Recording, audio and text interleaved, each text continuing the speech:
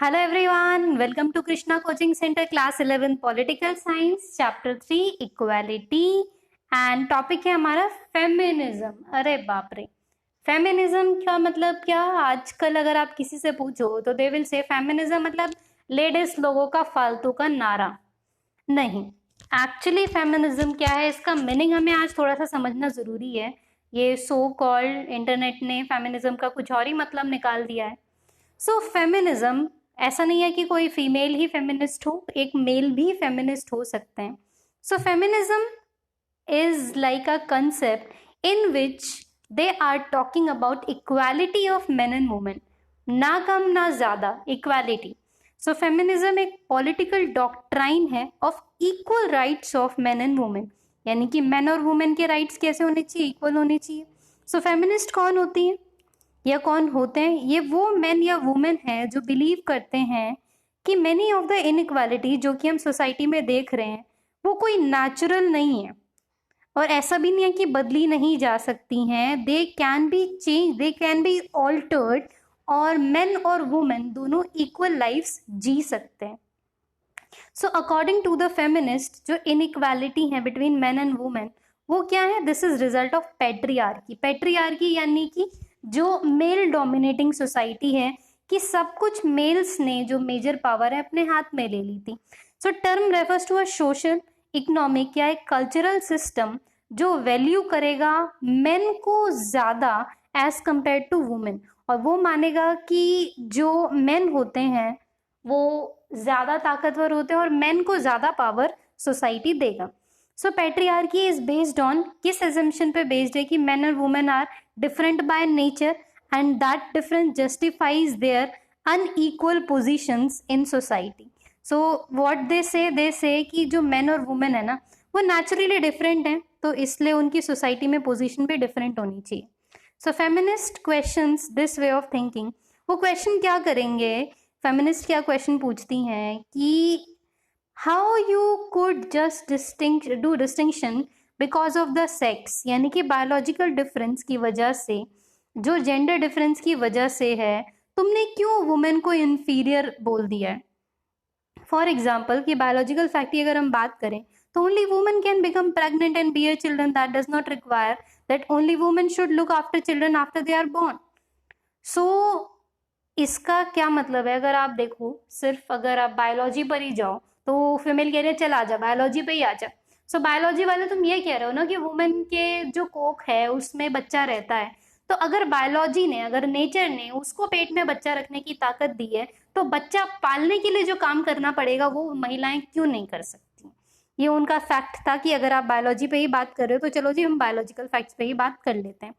सो feminist show करेंगी कि that much of the inequality between men and women is produced by society and not by nature. कि जो nature है ना, nature ने जो डिफरेंस बनाया है वो बनाए, पर उससे ज्यादा डिफरेंस हमारी ये पैट्रियार्कल सोसाइटी ने बना दिया। सो पैट्रियार्की जो है वो प्रोड्यूस करेगा डिवीजन ऑफ लेबर, जिसमें जो वुमेन है ना they are suppose to be responsible for private and domestic matters, कि जो वुमेन है ना वो कन्फाइंड रहे कहाँ तक? प्राइवेट और डोमेस्टिक मैटर तक ही, बाहर ना निकले वो। और जो मेन है वो रिस्पॉन्सिबल होंगे for the work in public domain, कि समाज का जो काम है ना महिलाएं थोड़ी करेंगे, वो तो पुरुष करेंगे। So feminist question this distinction by pointing out that in fact most women are also active in public domain. That is, most women all over the world are employed in some form of work outside their home, but women continue to be solely responsible for housework as well. सो अब feminist बोलती हैं कि ऐसा कुछ नहीं है, समाज में बहुत सारी महिलाएं हैं जो बाहर निकल के भी काम कर रही हैं, पर बाहर का काम करने के बाद भी उनको हाउस वर्क के लिए रिस्पॉन्सिबल समझा जाता है कि भले ही चाहे तुम 12 घंटे बाहर काम करके आओ, घर आके सब काम तुम्हें ही करना है। So despite this double burden, as feminist term it, women are given little or no say in decision taking in public domain. So womens जो फेमिनिस्ट होती हैं या फेमिनिस्ट होते हैं वो बोलते हैं कि इतना सब कुछ होने के बावजूद भी ना जो महिलाएं हैं वो डबल वर्क करती हैं, वो बाहर का भी काम कर रही है, घर का भी काम कर रही है, फिर भी उनको कोई डिसीजन मेकिंग पावर नहीं दी जाती है। सो फेमिनिस्ट कंटेन दैट ये जो पब्लिक प्राइवेट डिस्टिंक्शंस है ना, all form of gender inequality है ना, उसको एलिमिनेट करना चाहिए। So these are thoughts of feminist. अब यहाँ पे अगर हम मार्क्सिज्म या लिबरलिज्म की बात करें तो ये दो इम्पॉर्टेंट आइडियोलॉजी है हमारे टाइम की। मार्क्सिज्म कौन? मार्क्सिस्ट जो हैं, कार्ल मार्क्स वाले फॉलोवर, वो बोलते हैं कि सारी प्रॉपर्टी, सारा होल्ड, सारे रिसोर्सेज स्टेट के पास हो, फिर स्टेट इक्वली बांटे। लिबरलिज्म क्या होता है कि सबको सब काम करने की आज़ादी होनी चाहिए।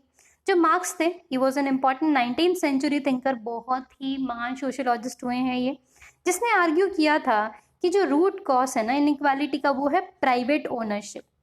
यानी कि इनइक्वालिटी कब होगी? जब आप चीज़ों पर प्राइवेट ओनरशिप लगा देते हो। और प्राइवेट ओनरशिप किसकी? जो इंपॉर्टेंट इकोनॉमिक रिसोर्स है, जैसे कि ऑयल हो गया, लैंड हो गया, फॉरेस्ट हो गया, या किसी भी फॉर्म की प्रॉपर्टी हो गई। तो उसने क्या पॉइंट आउट किया था कि जो सच प्राइवेट ओनरशिप है ना, इससे क्या होगी कि कुछ ही क्लास जो होगी वो वेल्दी बनती है, पैसे वाली बनती है, और बाकी सब ये बेचारे गरीब। So it also give them political power. अब इस वेल्थ की वजह से वो पॉलिटिकल पावर में भी आ जाते हैं, डायरेक्टली इनडायरेक्टली। अब सच पावर की वजह से वो इन्फ्लुएंस कर सकते हैं स्टेट की पॉलिसी को, लॉ को, और वो लॉ और पॉलिसी ऑब्वियस सी बात है डेमोक्रेटिक गवर्नमेंट में रहने के बावजूद भी उन्हीं के लिए बनाई जाएगी। So this could be a threat to democratic government. अब जो मार्क्सिस्ट एंड सोशलिस्ट हैं, वो क्या फील करेंगे कि जो इकोनॉमिक इक्वालिटी है ना, it provide support to other form of social inequality. अब पैसे से अगर इक्वल है ना, तो समाज में सारी इनइक्वालिटी बरकरार रहेंगी।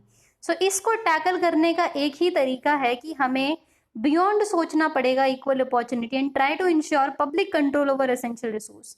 सो if the people is saying ना कि सिर्फ इक्वल अपॉर्चुनिटी दो, तो मैं उस इक्वल अपॉर्चुनिटी का करूं क्या अगर मैं कुछ कर ही नहीं सकता? तुमने कहा तुम सब लोग पढ़ो लिखो, ठीक है जी, हमने मान लिया हम सब लोग पढ़ेंगे लिखेंगे, पर एक सरकारी स्कूल में पढ़ने वाला बच्चा और एक जो लाखों करोड़ों रुपए फीस भर के पढ़ रहा है, उनकी क्वालिटी ऑफ एजुकेशन में क्या तुम्हें फर्क नहीं दिखाई देगा? क्या उनके रहन सहन में एक जना जिसको अपना घर परिवार भी देखना है, पैसा भी कमाना है, फिर पढ़ाई करनी है, और एक जो बहुत चिल है अपने घर में, क्या उनके में आपको डिफरेंस नहीं दिखाई देगा? तो ये ऐसा नहीं है तुमने तो बस कह दिया कि इक्वल अपॉर्चुनिटी है, क्या सच में इक्वालिटी है? आपके समाज में झांको तो सही। तो वो बोलते हैं इसीलिए जो फॉर्म्स ऑफ प्रॉपर्टी है ना, किसी भी तरीके से मत दो तुम किसी को भी, तुम सारी प्रॉपर्टी अपने पास रखो और फिर इक्वली डिस्ट्रीब्यूट करो, सही सरकार का सही काम करो। तो ये सारे थॉट्स थे कार्ल मार्क्स के, वो ये सब बातें बोला करते थे। पर जो लिबरल थ्योरीज है ना, लिबरलिस्ट जो हैं, वो इसके एकदम अपोजिट है। लिबरल्स क्या बोलते हैं कि uphold the principle of competition as most efficient and fair way of distributing resources and rewards in the society. And they believe that while states may have to intervene and try to ensure a minimum standard of living and equal opportunity for all, this cannot be itself bring equality and justice to society. अब ये बोल रहे हैं, liberals क्या बोलते हैं कि अगर सबको सब कुछ इक्वली मिलेगा तो भाई मेहनत कौन करेगा?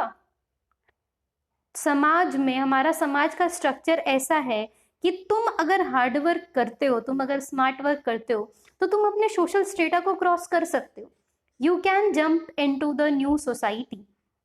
बट अगर सबको सब कुछ इक्वली मिल जाएगा तो लोग तो आलसी हो जाएंगे ना भाई। मुझे पता है कि हाँ ठीक है, मुझे तो मेरे नाम पे प्रॉपर्टी भी मिल जाएगी, ठीक है, मुझे घर भी मिल जाएगा, सब कुछ मिल जाएगा, तो हाउ वुड आई वर्क? तो लिबरल्स बोलते हैं कि एक जो प्रिंसिपल है ना कंपटीशन का, वो तो लोगों में बरकरार रहना ही रहना चाहिए। सिर्फ ये minimum standard of living, equal opportunity देके तो बिल्कुल भला नहीं हुआ है सोसाइटी का। भला कब होगा? जब लोगों के बीच में कंपटीशन होगा in free and fair conditions में, एंड उसके बाद उस कंपटीशन में जो जीतता है उसको फिर वो रिवॉर्ड सोसाइटी देती है। जैसे for example if I talk about कि आईएएस बनना है आपने, ठीक है, आप किसी भी समाज के स्टेटस से बिलोंग कर सकते हो, बट अब जब आपने आईएएस क्लियर कर लिया ना, तो फिर आपका एक लेवल ही अलग होगा, आपका स्टेटस अलग हो गया। और वो आईएएस अचीव कैसे होगा? ना भैया, ना घूसखोरी नहीं चलती वहाँ पे, ना पैसा चलता है वहाँ, सिर्फ मेहनत चलती है तुम्हारी। तो उस मेहनत करके तुमने अपने समाज की स्टेटा को क्रॉस कर लिया। सो फॉर लिबरल्स, जो पीपल ऑफ कॉम्पिटिशन है, is the most just and efficient way of selecting candidates. अब इस कंपटीशन से क्या होगा? जॉब्स मिलेंगी, एडमिशन मिलेगा एजुकेशनल इंस्टीट्यूशंस में, तभी ये आईआईटी का एंट्रेंस, आईआईएम का एंट्रेंस और कॉम्पिटिटिव एग्जाम के एंट्रेंस की बात आई।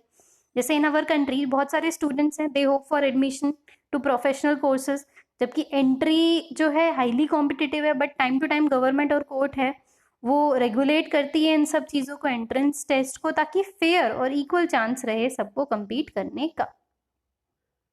ठीक, so this was about feminism और समाज का स्टेटा। अब है सोशलिज्म। देखो सोशलिज्म क्या बोलता है। सोशलिज्म, सोशलिस्ट थॉट, सिंपल जो मार्क्स का थॉट्स है ना, वही वो बोलते हैं। सोशलिज्म में वही सेम चीज बोली जाती है कि किसी भी चीज की कोई प्राइवेट ओनरशिप ना हो, कैपिटलिस्टिक इकोनॉमी ना हो। कि कैपिटलिस्टिक इकोनॉमी में क्या होगा, जिसके पास पैसा है ना वो टाइम टू टाइम और अमीर होता जाएगा, वो चीजें और गेन करता जाएगा, बट जो लेबर क्लास है वो दबती चली जाएगी किसके पैरों तले, जो कैपिटलिस्ट लोग हैं। तो it refers to set of political ideas that emerge as a response to inequality present and reproduced by industrialist capitalist economy. So ये ऐसा आइडिया था जो जिस समय यूरोप में इंडस्ट्रियलिस्ट कैपिटलिस्ट इकोनॉमी जो थी डेवलप हो रही थी, उसके खिलाफ में एक कंसर्न आया था। अब जो मेन कंसर्न है सोशलिज्म का ये है कि how to minimize existing inequality, की जो इनइक्वालिटी चल रही है उसको कैसे मिनिमाइज करोगे और कैसे रिसोर्सेज को इक्वली बांटा जाए। ऑल्दो जो एडवोकेट्स हैं सोशलिज्म के, they are not entirely oppose to the market, वो फेवर करेंगे कुछ kind of government regulation, planning, control, ये सब। अब इंडिया में बहुत ही एक फेमस सोशलिस्ट थिंकर हैं, दैट इज राम मनोहर लोहिया। इन्होंने क्या आइडेंटिफाई किया, he identified 5 kind of inequality that need to be fought against simultaneously. 5 type की इनइक्वालिटी की बात करी, बहुत इंपॉर्टेंट है ये आपके लिए। अगर आप अपने आंसर्स में ये लिख देते हैं आपको बिल्कुल बढ़िया नंबर मिलेंगे। So inequality between men and women, जो आदमी और औरत का भेदभाव है। इनइक्वालिटी जो स्किन कलर के बेस पे है, दूसरी बात। तीसरी जो कास्ट बेस्ड इनइक्वालिटी है। फिर है colonial rule of some countries over others, and जो लास्ट वाली है वो है economic inequality. So this might appear a self evident idea today, but जब लोहिया का टाइम था it was common for socialist to argue कि जो क्लास इनइक्वालिटी है was the only form of inequality worth struggling against. अब तो ठीक है, अब हमें लगता है ये सारी हमें बुराइयां समाज में देखने को मिलती है, बट ये सब जब सारे मुद्दे उठे थे ना, तो उस समय जो सिर्फ क्लास इनइक्वालिटी को दूर करने की बात कर रहे थे कि कैपिटलिस्टिक और जो लेबर क्लास है उनकी बात चल रही थी, इन सब चीज़ों पे ध्यान नहीं जा रहा था लोगों का। Other inequality did not matter, और बिकॉज लोगों को लगता था कि ये ऑटोमेटिकली बंद हो जाएगी अगर इकोनॉमिक इनइक्वालिटी खत्म हो जाएगी तो। बट लोहिया ने क्या आर्ग्यू किया कि जो ईच ऑफ दीज इनइक्वालिटीज है ना, उनके अपने इंडिपेंडेंट रूट्स हैं and had to be fought separately, और इन सब की लड़ाई अलग तरीके से होगी एंड ऑफ कोर्स साइमल्टेनियसली। उन्होंने किसी रिवॉल्यूशन की बात नहीं करी थी, उनके लिए स्ट्रगल का क्या मतलब था, स्ट्रगल अगेंस्ट दीज 5 इनइक्वालिटी का मतलब 5 तरीके के डिफरेंट रिवॉल्यूशन सोसाइटी में लाने की जरूरत है। बाद में उन्होंने क्या ऐड किया कि 2 more revolutions in the list, 2 और चीज को ऐड करा, that is civil liberties against unjust encroachment on private life and revolution for non violence, यानी कि एक तरीके से right to privacy and non violence के खिलाफ इन्होंने रिवॉल्यूशन करने की बात करी थी। करा नहीं था, सिर्फ इन्होंने बात करी थी। For renunciation of weapons in the favour of satyagraha, और सत्याग्रह की इन्होंने फेवर किया था। सत्याग्रह मतलब कि चीज़ें नॉन वायलेंट हो और सत्य की ही हमेशा जीत होती है, तो सत्य का आप ध्यान रखें। And there were the 7 revolutions और Sapt Kranti which for Lohia was ideal of socialism. तो इनकी ये 7 रिवॉल्यूशन को सप्त क्रांति भी बोला जाता है। तो सप्त क्रांति में इन्होंने यही 7 रिवॉल्यूशंस की जो थी वो मेजरली बात करी थी। अब अनलाइक सोशलिस्ट, जो लिबरल्स होते हैं, दे डू नॉट बिलीव कि जो political, economic and social inequalities हैं वो नेसेसरी लिंक हैं। उनको लगता है सब अलग है, कि जो इनइक्वालिटी है वो डिफरेंट तरीके की हैं, बस उनको टैकल जो है वो किस तरीके से अप्रोप्रिएटली किया जाएगा समाज में कंपटीशन वगैरह लाके। अब the problem of liberals is not inequality as such but unjust and entrenched inequality which prevent individual from developing their capabilities. वो जो लिबरल्स है ना, उनके लिए इनइक्वालिटी का मतलब सिर्फ ये नहीं कि एक अनजस्ट एंट्रेंच इनइक्वालिटी। वो क्या बोल रहे हैं, इनइक्वालिटी का मतलब वो है जो मुझे मेरी कैपेबिलिटीज के हिसाब से काम नहीं करने देगा। For example, if I want to be, कि अगर मैं कोई कुछ चीज़ बनना चाह रही हूँ बट समाज मुझे रोक रहा है, परिवार मुझे रोक रहा है, कोई और चीज़ें रोक रही है, तो लिबरल्स बोलते हैं वो रिस्ट्रेंट नहीं होना चाहिए, इंसान को अपने कैपेबिलिटी जितना वर्क करना चाहिए, बट वो बिल्कुल इस चीज़ के खिलाफ थे कि उसको कैपेबिलिटी के बियॉन्ड फ्री में सब कुछ मिल जाए. So he was totally against, जो लिबरल्स थे they were totally against it. So let's keep this part by now. I will cover the rest of the part in my next video. So thank you so much. I will meet you all in my next video.